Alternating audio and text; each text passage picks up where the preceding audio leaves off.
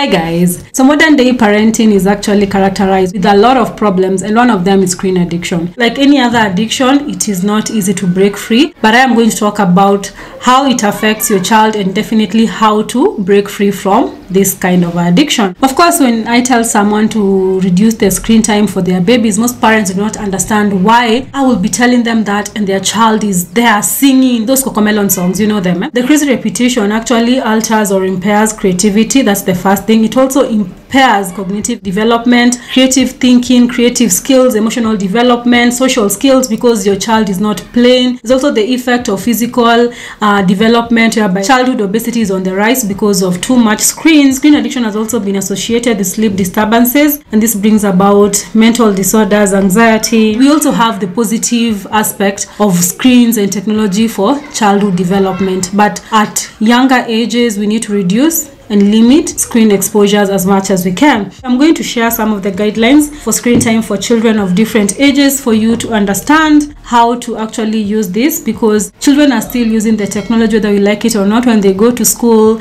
they use tablets for learning. There's the social interaction program whereby they're using computers, laptops. There's the technical aspect of learning, and they're still using the screens. So I'm going to talk about the guidelines for using screens for children. And for infants that is below 0 to 18 months, you are told to avoid screen time completely, except for video chatting to connect with family and friends. And this is where most of our parents are actually fostering this addiction, because this is the time the baby is developing. Instead of taking them to the park, instead of taking them outside, you don't want them to play. You're like, they'll be crawling in the mud, they'll be so dirty, who will wash those clothes? So you prefer to have them stay on the sofa and put on the TV and you go about your day because it's easier. No, that is very bad. You're impairing your child's cognitive development, because this is the most crucial time for their brain development, for their creative skills, for their emotional and psychosocial development, and screens do not help with that. For toddlers that is between 18 to 24 months, we introduce high quality programming and watch together with them to help them understand what they are seeing. And you know, as parents, we want to have our kids just seated there and us here when you're working. You don't want to be disturbed, you don't want to even talk to them, you're tired, but your parenting is hard. Financial provision is very important, but taking care of your child's cognitive, emotional, and psychosocial development is also very, very important. So you should have time. For the preschoolers that is between 2 to 5 years, you are advised to limit screen time to 1 hour per day of high quality program. Co-viewing is highly recommended to help the children apply what they see to the world around them. They will want to clean up because they saw that cartoon person cleaning up. They will want to wash their hands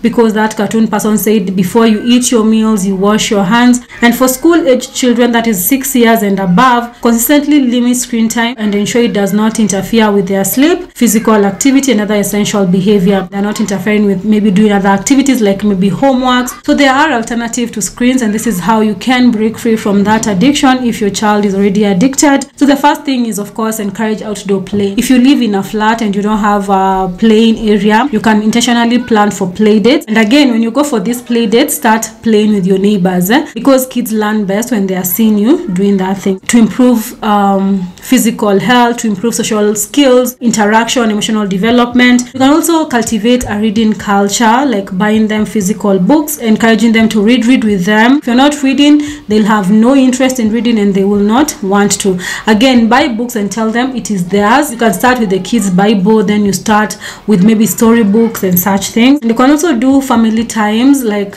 if you are a busy parent, like intentionally plan for like 2 or 1 hour a day to spend with your child, not doing their homework, maybe not eating, something else, something like you can intentionally sit with them, talk to them, have a conversation with them, understand their emotions, understand their fears, understand their reasoning, so that you can be able to foster well-rounded and healthy kids. Another thing that you need to do, you can also encourage creativity by giving them something like maybe a board to color, or you encourage them to draw what they have seen outside. So it is very important when you're doing this, you also do the following. The first one one is set clear limits. If it's 1 hour, after 1 hour, switch off that TV, let them go do something else. Of course, they will cry, they will beg you to put on the TV, but don't bend, because you'll not be doing them a favor. And then create screen-free zones, like you can say the bedroom area, no tablets, no nothing. Let the sitting area be where people can have that,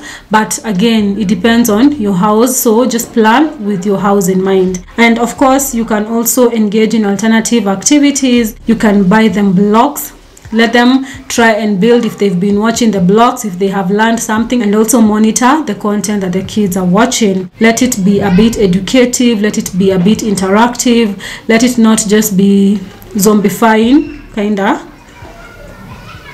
of content. Let's be different from what our parents did. Let's be intentional parents. Our parents did not foster addiction because they were busy with other things. Let's be intentional about taking care of our kids' emotional and psychosocial well-being. Let's be intentional about everything that you're doing with our babies. You know, for some of us, it was a privilege to have a TV on when we were growing up, so we had no issues with screen addiction, zombifying mode. That is why our social skills might be better than others, but help your kids work on their skills, psychosocial, confidence, self-esteem affected by this kind of addiction.